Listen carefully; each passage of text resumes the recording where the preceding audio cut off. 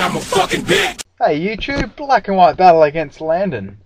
Okay, he starts off with the Azov lead, which is quite common in the metagame, and I start off with my Pimpbat lead. He goes for the taunt. If you're wondering why I'm a little bit slower than Azov, it's because I'm much more bulky in my defenses, and I've got a little bit in attack too. So I go straight off the bat for a U-turn and go out and go back into my pincer. Okay, so the plan here was just to set up some rocks really, and yeah, so see if I could actually kill a few Pokemon off. So I go straight away for the X Scissor when he sets his rocks up, and that's pretty good because I've actually got this thing sashed. So he goes into his Ninetales, and Ninetales' new ability is Drought for 5th gen, so that's definitely gonna bump it up in the tiers. So righto, so I go for the Clubbat.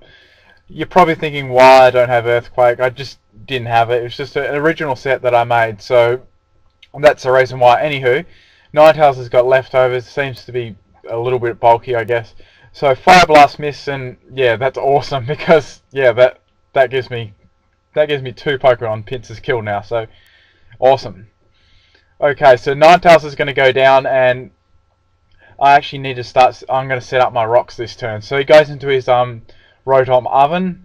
Oh, it's shiny. And I avoid Overheat too because I'm Ninja. So I really should be dead by now, but I'm getting really lucky for once with my pincer. They're both fucking bugs anyway. So I survive on my Focus Sash, and that's awesome. And I go here. I'm going to go for the knockoff here. This is quite an unusual pincer set, so you won't see knockoff on a pincer too often. And a knockoff is Choice Scarf, so that probably really helped because this probably wasn't really the fastest team, really, except for Crobat, I guess.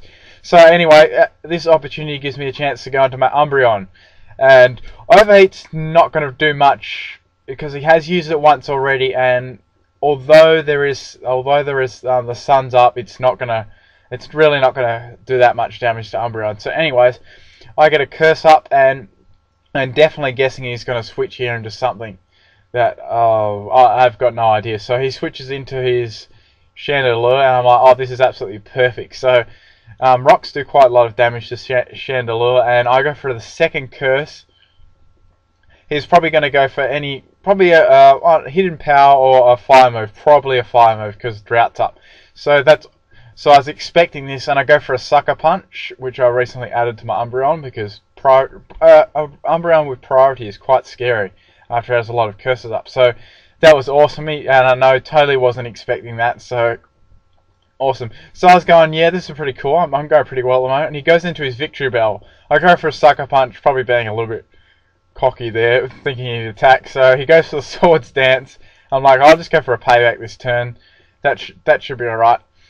And all was going well till he used Sleep Powder. I'm like, oh my god, I knew something like this would happen. So Sleep Powder actually hits, and whenever I use Sleep Powder, it never hits. But you know, anyway, so I really have to switch out here because I can't let him get too many Sword Dances up. So I go into my Crobat because I know it's going to resist.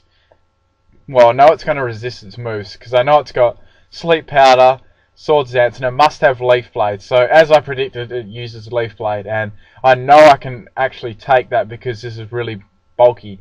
Plus, it's not very effective either. So I straight away go for the Brave Bird. This is a little bit more offensive Crobat than I normally use. I just was trying it out, so yeah, it just seems to be going all right. So Brave Bird takes out the Victory Rail, so he goes into his to his Rotom like I thought, and I was just thinking, yeah, I'll just go for a Brave Bird here because Stealth Rocks is up anyway. I might as well get some damage, and it actually does quite decent damage. Alright, so the Rotom goes for the Discharge, and that's going to take Crobat out, but Crobat did a really nice job there.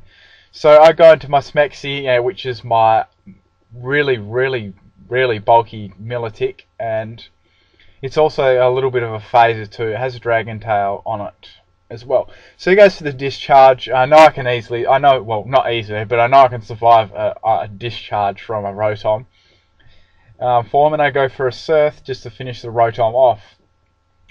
So that was down, and I was like, this is going pretty well. I kind of I kind of didn't look at his team at the start because I just don't know. I just don't like that bit at the start. How you get to see that Pokemon. Anyway, so he goes into Electrolos, and I haven't seen one of these dudes before, so I was like, cool. And look at that shit he's dancing. Have a look. So I just go for a Surf anyway because I know it doesn't really matter. I can go into another Pokemon after because I do have a few left. He goes for the Wild Bolt, and yeah, that's going to take me out. I'm pretty sure. Yep, it's going to take me out. So Milotic's down, but he did alright. That's cool. And he's also Life Orbed and Recoil, so he's really like owning himself with like stuffs. So I go into my trap, and I'm like, oh my god, I want to finish this battle with a what the fuck boom. So I just go straight away for the explosion, and that's easily going to take the Electros out. And yes, Electros is just electric type, as you probably already know. So good game, dude. Lots of fun, and comment and rate. Thanks, guys, for watching.